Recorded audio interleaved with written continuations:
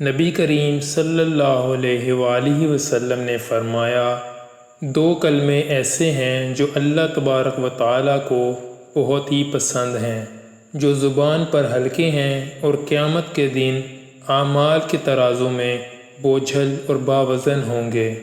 وہ کلمات یہ ہیں: سبحان اللہ و بحمدہ، سبحان اللہ العظیم۔ صحیح بخاری حدیث نمبر 7563۔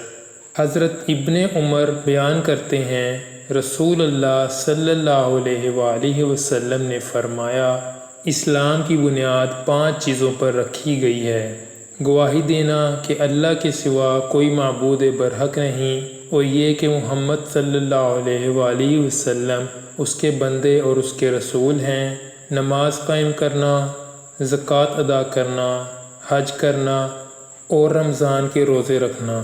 مشکوٰۃ المصابیح حدیث نمبر 4۔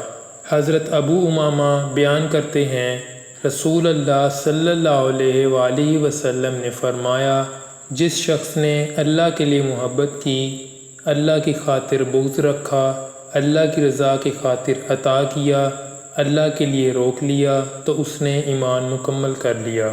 مشکوٰۃ المصابیح حدیث نمبر 30۔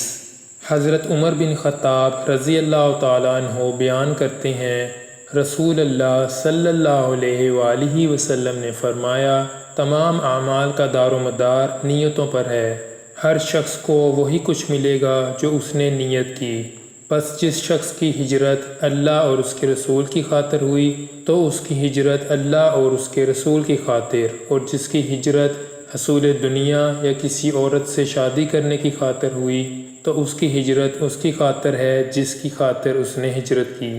مشکوٰۃ المصابیح حدیث نمبر 1۔